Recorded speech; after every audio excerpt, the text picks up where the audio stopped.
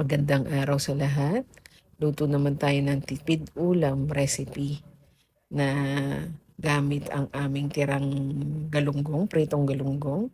Niluto ko 'to, ginawa ko siyang sarsyadong hinimay na galunggong.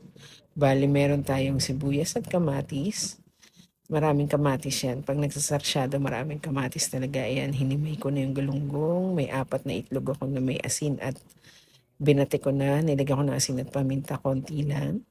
Bale yan, pag nagdurog-durog na yung ating kamatis at nag-translucent na yung sibuyas, saka tayo maglalagay ng bawang. Ayan, ayan na yung bawang. Tapos mix lang natin maigi. Pagka-mix niyan, lagay tayo ng konting asin. Konti lang para may lasa na yung ating condiments, yung ating panggisa. May konti na siyang lasa. Ang next na susunod natin dyan ay ihuhulog natin yung hinimay kong pritong galunggong. Yung kulay puti dyan, ano yan eh, boiled galunggong yan. Meron akong prito, meron din akong boiled. Hindi yan itlog, mukha lang siyang itlog. Yan, tapos gigisahin lang natin ng maigi para kumapit din yung lasa ng ating panggisa dyan sa ating mga hinimay na galunggong. Kasi yung ibang pinirito, pag sobrang prito ng galunggong, hindi na nakakain, matigas na yan. So, kailangan natin gawan ng paraan yan. So, ang naisip ko, iluto ko siya. Nalalagyan ko ng sauce, saka itlog. Kaya magiging sarsyado yan. Ayan na nga, okay na yung ating ginisa. Mukhang gisadong-gisado na yan. Lalagyan natin ng hot water. Yung saktong ano lang siya, malubog lang siya para may sauce siya ng konti. Hindi natin kailangan sobrahan ng dami ng tubig kasi pag sobra ayaw mo naman maging sabaw yan. Gagawin natin yung konti lang yung sauce. Yan. Saktong-sakto lang yung tubig ko, hindi ganun karami.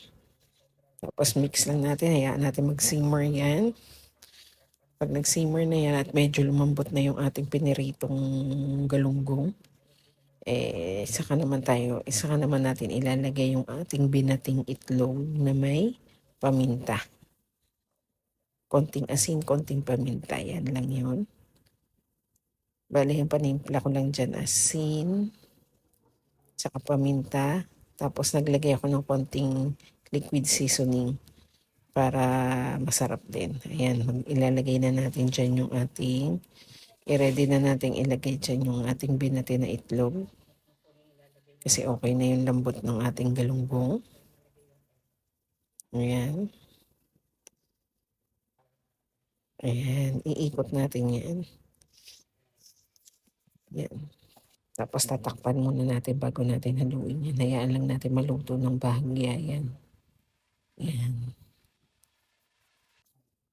Tapos after a few minutes, sinisilip ko yan. Ayan o.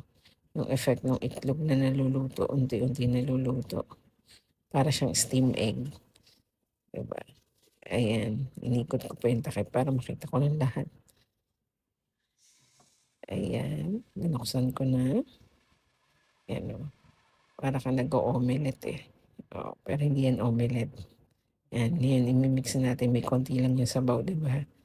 Ayan. Mix na natin para talaga kumalat din yung itlog sa ating galunggong na hinimay. Para lahat equally distributed yung egg. Yan. Kasi nung tinikman ko yan, may alat lang siya ng konti. Pero hindi pa siya ganun ka malasa. Kaya naisipan ko, liquid seasoning na lang ang ilagay ko kaysa sa toyo. Baka lalong umalat. Para yung malasang malasa talaga. Ayan, lagay lang tayo ng konti. Siguro mga, ano yan, 1 tablespoon or half teaspoon ng liquid seasoning lang. Yan, tapos mix na. Tapos ready na natin siyang iserve. Pwede nang iserve yan. O, pag nagtitipid talaga ako, ganyan, pwede naman may, kumbaga, recycled yung ating ulam. Pero hindi na siya mukhang recycled. Bagong ulam na siya eh. Yan yung aking sarsyadong hinimay na galunggong na tipid ulam ko for today.